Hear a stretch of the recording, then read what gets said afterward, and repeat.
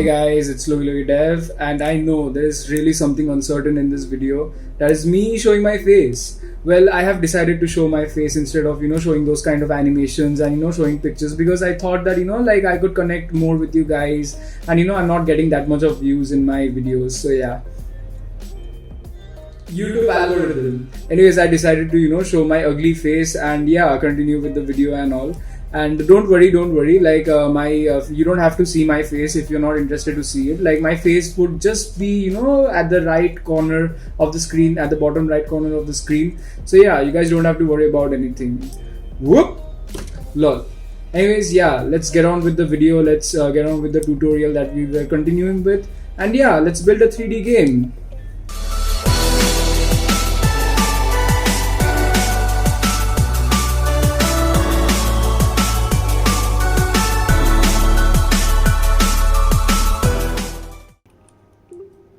So let's start building the 3D game. Let's go to Unity Hub. Let's open it. It's opening right now.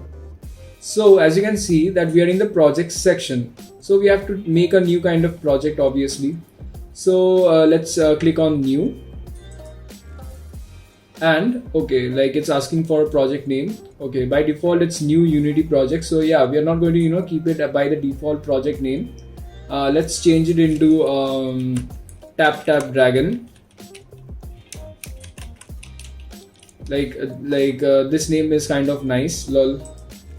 Let's change the name into Tap Tap Dragon. After you have changed the name, now we have to look at the templates. Like you're working on which kind of template.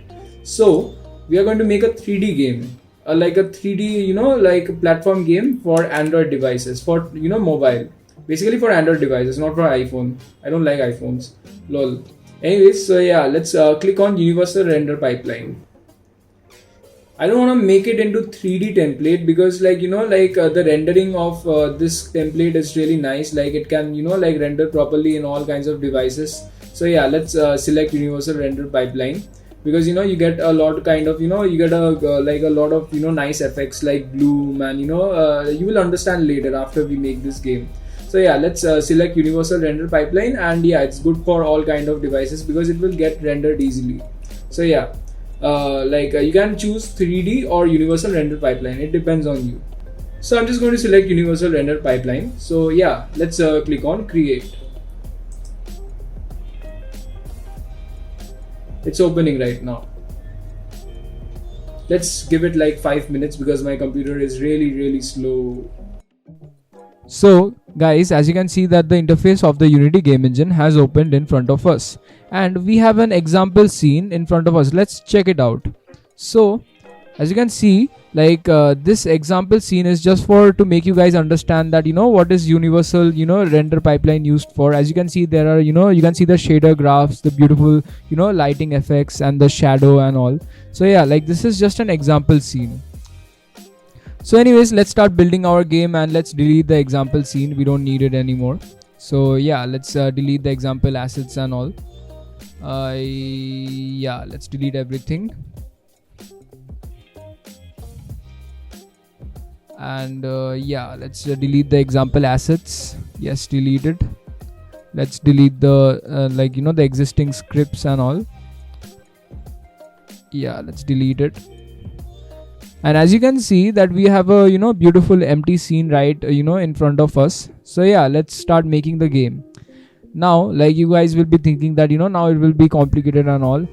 Just have faith in me. Like I know that you guys won't understand everything properly, but yeah, like this video is just made for beginners who have zero knowledge about coding and about the Unity game engine. And by the way, if you don't know how to operate with the Unity game engine, if you don't have any idea about Unity game engine, you can check out my previous video where I have taught you about how to use a Unity game engine, and I have taught about all the aspects of the Unity game engine. Please do click on the link on the top right corner, which will appear just now on the screen. So yeah, like if you want to learn about the Unity game engine.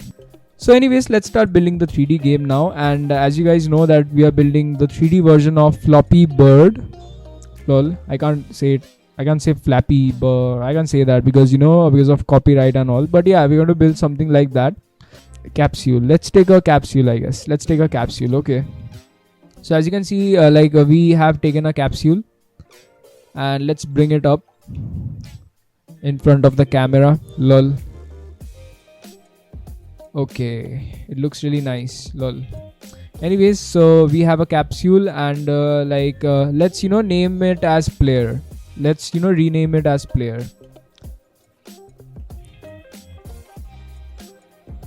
Okay, let's learn about the what do we have inside this kind of game object. So we have a mesh renderer, we have the mesh of capsule, we have capsule collider. Okay, and that's it. Let me just let me just give you a short info about the capsule collider. Capsule collider is something that it's a default kind of feature given by Unity. Like in case if you want to apply the laws of physics, where the game object will have to collide with something, then only you have to keep this kind of thing known as capsule collider or any kind of collider. Like if you just click on add component, you can just add any kind of collider if you wanna if you wanna collide the game object with something, if you wanna do that. So yeah, as you can see, there are many colliders here. Like it's also in 2D and 3D. So yeah, you can choose whatever that suits you the most. So yeah, anyways, we have something known as player. Okay, and now it's not doing anything. And let's start coding now, because without coding you really can't make anything out of it. To program or to make a proper kind of a functional or a interactive program, you have to code. Let's face the sad reality, you really have to code. And anyways, I know you guys don't know anything about coding, you don't have to stress it and all. Later, maybe next month or after 2 months, after I complete this playlist of how to make a 3D game, I'm going to come up with a new kind of playlist where I will teach you how to code with proper examples related to games and all. I will give you nice examples by showing you how to code with games. I will teach you all kinds of languages related to game development and other development. So yeah, we are primarily focused on this kind of development for now. Anyways, so yeah, don't get worried, and don't say that you can't make a game or anything. I will just post everything, and until now, let's let's start coding. So anyways, let's start coding right now. But yeah, I would just like to say that this video is just for beginners who doesn't have any kind of knowledge about coding and all, who has zero knowledge about coding. It's all right. You can just copy my codes and you can just run the game. But I would I would try my best to make you guys understand what am I doing inside the code. And it's all right if you guys can't understand what am I doing inside the console. It's all right, it's absolutely all right, because everyone starts from the beginning. I also started by copying codes from YouTube and from Google. So yeah, this is the basic reality. This is the true reality. I'm no one starts off with all kinds of knowledge and all. Everyone starts off by copying codes and modifying it a little bit and all. So yeah, please copy my code, and if you have any kind of doubts, if you can't understand anything, just let me know in the comments. And that's it. So yeah, let's start coding now, and I will try my best to make you guys understand. So anyways, later, after completing this playlist, as I told you that I'm going to, launch another playlist where, I will teach you all aspects of, coding. I'll teach you coding with examples. So don't stress it. Just don't worry. Okay. And until now, just, try to understand. And if you can't understand, I'll solve your doubts. Do comment. And yeah, let's start coding. So let's let's right click, and yeah, let's click on create. And as you can see, you have to click on C# script. Let's click on C# script, obviously. Anyways, so we are in Unity, so we are going to code through C#. Anyways, so let's name this as player controller. So yeah, it's really nice to keep it in to give an underscore and keep it really clean and simple. So yeah, it will help you guys to understand properly. Yeah, create different folders, keep everything arranged. It's for your own good. Anyways, let's let's drop this kind of script in the player game object that we have renamed. Let's drop it there. And if you click on player on the player game object, you can see that the player controller script has been attached. So yeah, let's start coding. Lol. So anyways, but before we start coding, we have to add another component, that is rigid body. So since we are like making the game in 3D, obviously we have to select rigid body, not rigid body 2D. Common sense, lol. Anyways, what is the meaning of rigid body? Like, what does it mean? What is the definition in short terms? Like, as for my like observations, rigid body is a default kind of feature that is being given by Unity to to abide by the laws of gravity in physics. So basically, like if you add rigid body in your game object in player, it will have gravity, it will have the feature of gravity, so it will keep falling down. Let me just show it to you guys. Let's click on play.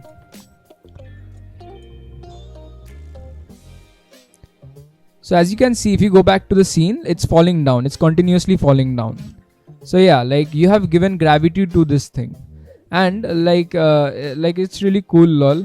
And now let's start coding. Like we need this rigid body because we are going to make this jump. Like we are going to make this thing jump, we're going to make the player jump by tapping or by clicking the mouse. So anyways, let's start coding now. I hope you guys understand the meaning of rigid body. So yeah, let's click on player controller, and it's loading, and I have a slow computer, so it will take some time, I guess. Yeah, it's taking some time. Okay, now it has loaded completely, and as you can see, like by just looking at this script, you can see it's an empty script. So like I'm going to keep it really simple. Like I'm not going to start typing, and I won't just start typing, and you guys have to pause and just copy the code from it. Obviously you will copy my codes, but before that, like I will explain every aspect of the code that I'm writing. So yeah, let's start writing now. But before writing, sorry, I make mistakes like this, and I'm really lazy to cut this part off and retake it again, lol. Anyways, so yeah, before writing anything, let's look at what we have here. So as you can see that there are two kinds of things here. One is void start and void update. Let's let's not look at these things like public class, player controller, mono behavior. I'll explain it to you later. Later, not right now. But yeah, let's look at the main thing, which is void start and void update. What is the meaning of void start and void update? Void start means that if you want to run some kind of function, like that will only run for once. That will never run anymore, just for one time. Then you will type your code here like this. Okay, lol. It's giving me error already, lol. Anyways, so yeah, like this is the importance of void start. The function will be only called for the first frame in the game. What about update? Update is like the function that you have typed here. It will keep on running all the time. It will keep on running again and again. I'll give you examples and all. I'll explain everything with examples. So yeah, before that, let's start writing codes here. So I can explain you guys with example. So let's take let's write public rigid body RB. Let's name it as RB. So here, what is the meaning of public and what is the meaning of public and private? I'll just explain it to you later. But so right now, just listen to me, just try to listen to me, and that's it. I'll give you examples as well. So let me just explain the meaning of public to you. It's really simple, it's really easy to understand. So rigid body is a kind of a variable you're putting your values in. So yeah, it's a kind of a variable that Unity is giving to you by default. So yeah, what is happening here? You have named this variable rigid body as RB. Okay, now you have made it public. So what will happen if you make it public? This thing will display in the interface of the Unity. Let me just show you. Let me just save it and show it to you. Okay, I have hit Ctrl S, and let's go back now. Now it's taking place. Hold on. And as you can see, that if we click on player, and if we see there, there is already some kind of option appearing here known as RB, and it's written non rigid body, because you have not given any kind of rigid body, you have not assigned any kind of rigid body here. So I hope that you guys can understand. So that is the difference between private and public. If you want to change the values, or if you want to do some kind of modifications in the interface of Unity, then you make it public. And basically, if you don't want to make any kind of modification, or if you don't want to change the values of a variable or anything, just like make it private. It's really simple to understand, and I'll give you example.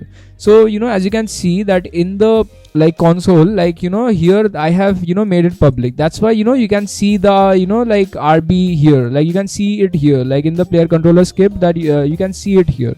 But if I make it private, let's make it private. Let's make it private. Okay, let's hit Ctrl S again, and let's hit Alt Tab and go back to Unity. As you can see that here, in this script, it has vanished. There is the RB thing which was there has vanished. Why? Because I have made it private. So now you guys can understand the concept of public and private. Even if you guys can't understand, I'm just making this game, don't worry. It doesn't mean that you have to understand each and everything that I'm teaching. Just try to understand. Okay, just try to. Even if you don't understand, it's alright. I'll teach coding from from the base, in my next playlist. So yeah, just keep calm. So anyways, let's make it public, and after making it public, and let's continue with our code. Let's write what we have to take now. Let's write public float jump power. Let's make it capital, jump power. So I'm also making this public. Let's give a semicolon, obviously. So what has happened here, I have taken a variable again, a kind of a variable. So what is a variable? Variable is a it's a kind of a a place, a box where you put all your values in. It's like a place or a box where you put all your values in. So rigid body float, these are all kinds of variables you're putting your values in. So what is happening here, I have written public float jump power. Jump power is the name that I'm giving to this variable. I'm giving the name of the box. I'm giving the name of this box. So yeah, basically consider float, rigid body as variables. And what is the meaning of variables? Let me just write it here. Variable means a box where you put your values in. Okay, it's really simple to understand. It's like a treasure box and you're putting your values in here. But just let me just remind you, RB or jump power, these are not values, these are the names. Let me just write it here. RB jump power are the names. You're going to put your values in the Unity interface, in the interface where since you have made the variables public, you're going to put the values in the Unity interface. You're going to change and modify the values in the interface of the Unity game engine. So let's hit Ctrl S again, and let's go back.